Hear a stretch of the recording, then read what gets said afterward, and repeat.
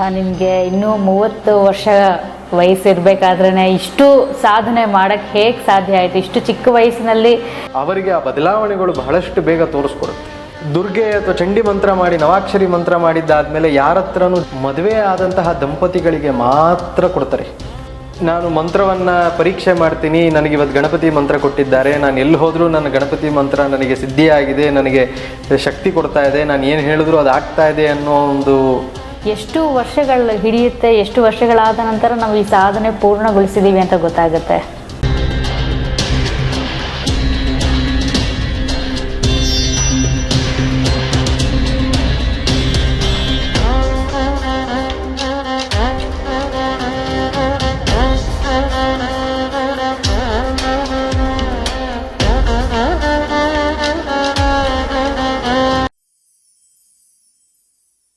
ಅಂದರೆ ನೀವು ಹೇಳೋದು ನಾವು ಆರಾಧನೆ ಮಾಡ್ತಾ ಇದ್ರೆ ಆ ದೇವಿನೇ ನಮ್ಮ ಎಲ್ಲ ಲೌಕಿಕ ಸಮಸ್ಯೆಗಳನ್ನು ಪರಿಹರಿಸಿ ನಮಗೆ ಮೋಕ್ಷನು ನೀಡ್ತಾಳೆ ಅಂತ ಹೇಳ್ತಾ ಇದ್ದೀರಾ? ಖಚಿತವಾಗಿ.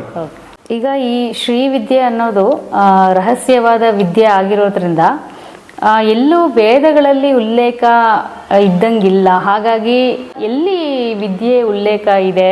ವೇದಗಳು ಹಯಗ್ರೀವರ ಮೂಲಕ ಈ ಪ್ರಪಂಚಕ್ಕೆ, ವ್ಯಾಸರ ಮೂಲಕ ಈ ಪ್ರಪಂಚಕ್ಕೆ ಹೊರಗೆ ಬರುತ್ತೆ. ವೇದಗಳಲ್ಲಿ ಈ ಒಂದು ಶ್ರೀವಿದ್ಯೆಯ ತತ್ವ ಉಲ್ಲೇಖ ಇದೆ. ಶ್ರೀಕುಳ ಅಂತ ಹೇಳಿ ಸಾಕಷ್ಟು ಜಾಗದಲ್ಲಿ ಈ ಒಂದು ನಾಮದ ಉಪಯೋಗ ಆಗಿದೆ. ಈ ವೇದಗಳ ಒಂದು ಸಾರವನ್ನು ಉಪನಿಷತ್ ರೂಪದಲ್ಲಿ ಹೊರಗೆ ತಗೊಂಡ್ಬರ್ತಾರೆ, ಎಲ್ಲರಿಗೂ ಬಹಳಷ್ಟು ಬೇಗ ಅರ್ಥ ಆಗಲಿ ಅಂತ ಹೇಳಿ. ಆ ಉಪನಿಷತ್ ರೂಪದಲ್ಲಿ ಬರುವಂಥದ್ದೇ ಈ ಶ್ರೀವಿದ್ಯಾ ಸಾಮ್ರಾಜ್ಯದಲ್ಲಿರುವಂಥದ್ದು ಪ್ರಮುಖವಾದಂತಹ 6 ದೇವಿಯ ಉಪನಿಷತ್ತುಗಳು ಇದೆ. ಆ ದೇವಿಯ ಉಪನಿಷತ್ತುಗಳಲ್ಲಿ ಸಾಕಷ್ಟು ಶ್ರೀವಿದ್ಯೆಯ ಉಲ್ಲೇಖಗಳು ಹೇಳಿದ್ದಾರೆ. ವೇದಗಳಲ್ಲಿ ಶ್ರೀ ಸೂಕ್ತದಲ್ಲಾಗಲಿ ಅಥವಾ ಆಯುಷ್ ಸೂಕ್ತದಲ್ಲಾಗಲಿ ಇನ್ನೂ ಕೆಲವೊಂದು ಸೂಕ್ತಗಳಲ್ಲೂ ಸಹ ಇದರ ಒಂದು ಉಲ್ಲೇಖವನ್ನು ಕೊಟ್ಟಿದ್ದಾರೆ. ಭಾವನೋಪನಿಷತ್, ಅಮ್ಮನವರ ಪ್ರಮುಖವಾದಂತಹ ಶ್ರೀವಿದ್ಯಾ ಉಪನಿಷತ್ತುಗಳಲ್ಲಿ ಆಗಿರುವಂತಹ ಭಾವನೋಪನಿಷತ್, ದೇವಿಯ ಅಥರ್ವ ಶೀರ್ಷ, ಇಂಥಾದಂತಹ ಮುಖ್ಯವಾದಂತಹ ಭಾಗಗಳಲ್ಲಿ ಅಮ್ಮನವರ ಒಂದು ತತ್ವವನ್ನು ಹಾಗೂ ಶ್ರೀವಿದ್ಯಾ ತತ್ವವನ್ನು ಹೇಳಿದ್ದಾರೆ. ರಹಸ್ಯವಾಗಿರೋದ್ರಿಂದ ನಮಗದನ್ನು ಪಡ್ಕೊಳ್ಳುವಂಥದ್ದು, ಅರ್ಥ ಮಾಡ್ಕೊಳ್ಳುವಂಥದ್ದು ಅಥವಾ ಇದಕ್ಕೆ ಇದೇ ಒಂದು ಸೂಚನೆ ಅನ್ನೋದು ಕಷ್ಟ ಆಗುತ್ತೆ. ಅದು ಗುರುಮುಖೇಣ ನಮಗೆ ಅರ್ಥ ಆಯಿತು ಅಂತಂದರೆ ಬಹಳ ಸುಲಭವಾಗಿ ಹೋಗುತ್ತೆ. ಈ ವೇದಕ್ಕೂ ಶ್ರೀವಿದ್ಯೆಗೂ ಹೇಗೆ ಸಂಬಂಧ ಇದೆ ಅನ್ನೋದೇ ನಾವು ಇನ್ನೊಂದು ಕಾರ್ಯಕ್ರಮ ಬಹಳಷ್ಟು ವಿಸ್ತಾರವಾಗಿ ಮಾತಾಡ್ಬೋದು. ಖಂಡಿತ.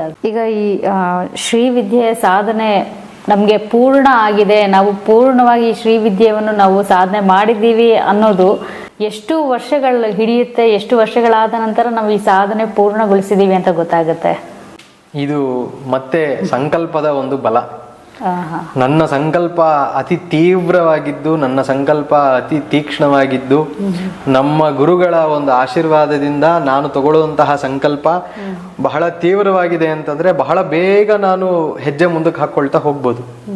ಇದೇ ನಾನು ಮಂತ್ರವನ್ನ ಪರೀಕ್ಷೆ ಮಾಡ್ತೀನಿ, ನನಗೆ ಇವತ್ತು ಗಣಪತಿ ಮಂತ್ರ ಕೊಟ್ಟಿದ್ದಾರೆ, ನಾನು ಎಲ್ಲಿ ಹೋದ್ರೂ ನನ್ನ ಗಣಪತಿ ಮಂತ್ರ ನನಗೆ ಸಿದ್ಧಿಯಾಗಿದೆ, ನನಗೆ ಶಕ್ತಿ ಕೊಡ್ತಾ ಇದೆ, ನಾನು ಏನು ಹೇಳಿದ್ರು ಅದು ಆಗ್ತಾ ಇದೆ ಅನ್ನೋ ಒಂದು ಚರ್ಚೆಗೆ ಹೋದ್ರೆ ಯಾವ ಮಂತ್ರವೂ ನಮ್ಮನ್ನು ಕೈ ಹಿಡಿಯೋದಿಲ್ಲ, ಯಾವ ಒಂದು ಶಕ್ತಿಯೂ ನಮ್ಮನ್ನು ಕೈ ಹಿಡಿಯೋದಿಲ್ಲ. ಇದು ಆತ್ಮವಿದ್ಯೆ ಆಗಿರೋದ್ರಿಂದ ಅತಿ ಸೂಕ್ಷ್ಮವಾಗಿ ನಾವು ಅರ್ಥ ಮಾಡ್ಕೊಳ್ಬೇಕಾಗಿರುವಂಥದ್ದು, ಯಾವ ಒಬ್ಬ ಮನುಷ್ಯ ಅಥವಾ ಯಾರಿಗೆ ಶ್ರೀವಿದ್ಯೆ ಸಿಕ್ಕಿದೆಯೋ ಅವರು ಹೇಗೆ ಅವರ ಚಟುವಟಿಕೆಗಳನ್ನು ಬದಲಾವಣೆ ಮಾಡ್ಕೊಳ್ತಾ ಶಾರೀರಿಕವಾಗ್ಲಿಯೂ ಮಾನಸಿಕವಾಗ್ಲಿಯೂ ಬದಲಾವಣೆ ನೋಡ್ತಾ ನೋಡ್ತಾ ನೋಡ್ತಾ ನೋಡ್ತಾ ಅವ್ರಿಗೆ ಅರ್ಥ ಆಗಿ ಹೋಗುತ್ತೆ, ನಮಗೆ ಈ ಒಂದು ಮಂತ್ರ ಅಥವಾ ತತ್ವ ಅಥವಾ ವಿದ್ಯೆ ಅಥವಾ ನಮ್ಮ ಪರಂಪರೆಯ ಒಂದು ಶಕ್ತಿ ನಮ್ಮಲ್ಲಿ ಸೇರಿದೆ ಅಂತ. ನಿಖರವಾಗಿ ನಾನು ಈ ಮಂತ್ರ ಪಡೆದಿದ್ದ ತಕ್ಷಣ ನನ್ನ ಹತ್ರ ಇಂಥದ್ದೊಂದು ಚಮತ್ಕಾರ ನಡೆಯುತ್ತೆ ಅನ್ನೋದು ಬಹಳ ಸುಳ್ಳು. ಅಥವಾ ನಾನು ಇಂಥ ಜಾಗದಲ್ಲಿ ಇರೋದ್ರಿಂದ ಇಲ್ಲಿ ಇಂತಹದ್ದು ನಡೆಯುತ್ತೆ ಅಥವಾ ಇಂತಹದ್ದು ಮುಂದಕ್ಕೆ ಹೋಗುತ್ತೆ ಅನ್ನೋದು ಸುಳ್ಳು. ಯಾರು ಆತ್ಮಚಿಂತನೆಯ ಕಡೆಗೆ ಬೇಗ ಬೇಗ ಬೇಗ ಬೇಗ ಜಾರ್ತಾರೋ ಅವರ ಹತ್ರ ವಿದ್ಯೆ ಬಹಳ ಬೇಗ ಸೇರಿದೆ ಅಂತ ಅರ್ಥ. ನಾವು ಲೌಕಿಕ ರೀತಿಯಲ್ಲಿ ಇದನ್ನ ತೂಕ ಹಾಕೋದಕ್ಕೆ ಆಗೋದಿಲ್ಲ. ಈ ಶ್ರೀವಿದ್ಯಾ ಸಾಧನೆಯ ಪ್ರಯೋಜನಗಳೇನು ಗುರುಗಳೇ? ಅಂದರೆ ಇವ್ರು ಸಾಧನೆ ಮಾಡ್ತಾ ಮಾಡ್ತಾ ಸಾಧಕನಿಗೆ ಆಗುವಂತಹ, ಗೃಹಸ್ಥನಿಗೆ ಆಗುವಂತಹ ಪ್ರಯೋಜನಗಳೇನು? ಬಹಳಷ್ಟು ಕಾಲಗಳಿಂದಲೂ ಸಹ ಶ್ರೀವಿದ್ಯಾ ಸಾಧನೆ ಕೆಲವೊಂದು ಸಂಪ್ರದಾಯಗಳಲ್ಲಿ ಮದುವೆ ಆದಂತಹ ದಂಪತಿಗಳಿಗೆ ಮಾತ್ರ ಕೊಡ್ತಾರೆ. ಮದುವೆ ಆಗಿ ದಂಪತಿಗಳಾಗಿ ಮಕ್ಕಳಾಗಿದ್ದರೆ ಮಾತ್ರ ಕೊಡ್ತಾರೆ. ಕೆಲವೊಂದು ಸಂಪ್ರದಾಯಗಳಲ್ಲಿ ಮಾತ್ರ ಗೃಹಸ್ಥರಿಲ್ಲದಿದ್ದರೂ ಸಹ ಕೊಡ್ತಾರೆ.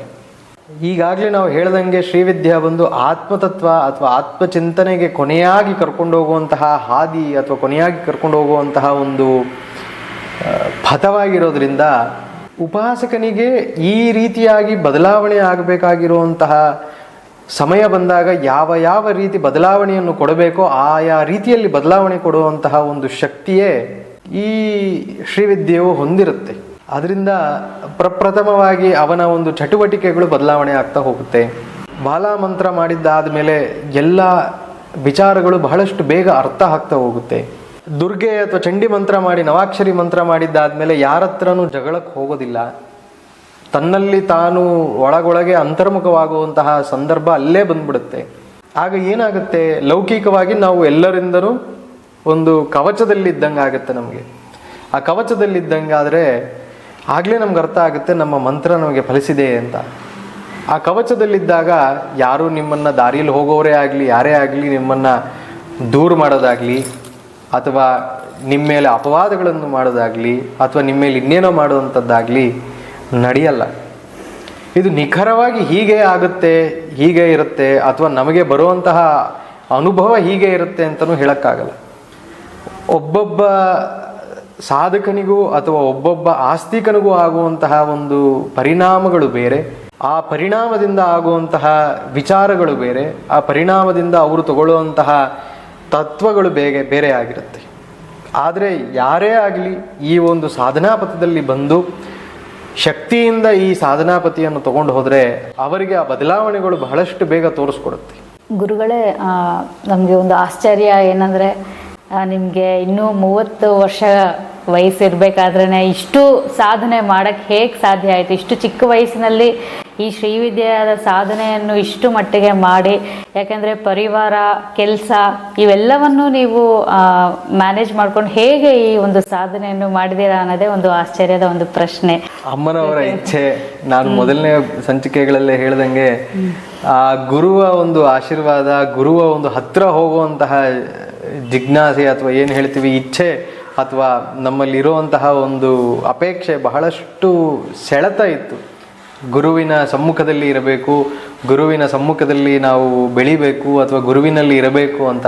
ನಮ್ಮ ಗುರುಗಳ ಆಶೀರ್ವಾದ ಇಂತಹ ಒಂದು ಸ್ಥಿತಿ ಅಥವಾ ಇಂತಹ ಒಂದು ವಿದ್ಯೆಯನ್ನು ಕೊಡಬೇಕಾಗಿರುವಂತಹ ಒಂದು ಸ್ಥಿತಿ ಇವತ್ತು ಬಂದಿರುವಂಥದ್ದು ಅಂತಂದರೆ ಅವರ ಒಂದು ಆಶೀರ್ವಾದದಿಂದ ಕಾರಣ ಮಾತ್ರ, ಅಮ್ಮನವರ ಆಶೀರ್ವಾದ ಕಾರಣದಿಂದ ಮಾತ್ರ ಇವತ್ತು ನಾವು ಇಲ್ಲಿ ಇರುವಂಥದ್ದು. ವೀಕ್ಷಕರೇ, ಇವಾಗ ನೀವೆಲ್ಲ ಕೇಳಿರ್ಬೋದು ಎಷ್ಟು ಅದ್ಭುತವಾಗಿ ಶ್ರೀವಿದ್ಯೆಯನ್ನು ಎಳೆ ಎಳೆಯಾಗಿ ನಮಗೆ ವಿವರಿಸಿದ್ದಾರೆ. ಹಾಗೆ ಇವರು ಶ್ರೀವಿದ್ಯೆ ಉಪದೇಶದ ಜೊತೆಯಲ್ಲಿ ಇಲ್ಲಿ ದೇವಿಯ ಆರಾಧನೆಯೂ ಸಹ ಮಾಡ್ತಾರೆ. ಅಂದರೆ ಮನೆಯಲ್ಲೇ ಅವರು ದೇವಿಯನ್ನು ಪ್ರತಿಷ್ಠಾಪನೆಯನ್ನು ಮಾಡಿ ಇಲ್ಲಿ ದೇವಸ್ಥಾನವನ್ನು ನಿರ್ಮಾಣ ಮಾಡಿದ್ದಾರೆ. ಈ ದೇವಸ್ಥಾನದ ಹೆಸರು ಸಿದ್ದೇಶ್ವರಿ ರಾಜರಾಜೇಶ್ವರಿ ದೇವಸ್ಥಾನ. ಇಲ್ಲಿ ಪ್ರತಿಯೊಬ್ಬರು ಪ್ರತಿ ದಿವಸ ಬಂದು ಭೇಟಿ ನೀಡಿ ನಮಸ್ಕಾರ ಮಾಡಿ ಹೋಗ್ಬೋದು. ಪ್ರತಿ ದಿವಸ ಬೆಳಗ್ಗೆ 8ರಿಂದ 12 ಗಂಟೆ ಒಳಗೆ ಬಂದು ಇಲ್ಲಿ ದೇವಸ್ಥಾನ ಓಪನ್ ಇರುತ್ತೆ. ಇಲ್ಲಿ ಬಂದು ನೀವು ದೇವಸ್ಥಾನ ಅಮ್ಮನವರನ್ನು ದರ್ಶನ ಮಾಡಿಬಿಟ್ಟು ಹೋಗ್ಬೋದು. ಸಂಜೆ ಬರೋರು 6 ಗಂಟೆಯಿಂದ 8 ಗಂಟೆ ಒಳಗೆ ಬಂದು ಇಲ್ಲಿ ದರ್ಶನ ಮಾಡಿಕೊಂಡು ಹೋಗ್ಬೋದು. ವಿಶೇಷವಾಗಿ ಇಲ್ಲಿ ಅಷ್ಟಮಿ ದಿವಸ ವಾರಾಹಿಯ ಒಂದು ಆರಾಧನೆಯನ್ನು ಇಲ್ಲಿ ನಡೆಯುತ್ತೆ. ನೀವು ಅಷ್ಟಮಿ ದಿವಸ ಬಂದು ವಾರಾಹಿ ದೇವರಿಗೆ ಒಂದು ಸಂಕಲ್ಪ ಮಾಡಿ ದೀಪವನ್ನು ಹಚ್ಚಿ ಹೋಗ್ಬೋದು. ಅವರ ಮಾರ್ಗದರ್ಶನವನ್ನು ಸಹ ನೀವು ಪಡೆಯಬಹುದು. ಹುಣ್ಣಿಮೆಯ ದಿವಸ ಸಹ ಇಲ್ಲಿ ವಿಶೇಷವಾದ ಕಾರ್ಯಕ್ರಮಗಳಿರುತ್ತೆ. ನೀವು ಇಲ್ಲಿ ಬಂದು ಭಾಗವಹಿಸಿ ದೇವಿಯ ಕೃಪಾ ಕಟಾಕ್ಷಕ್ಕೆ ಪಾತ್ರರಾಗಬಹುದು.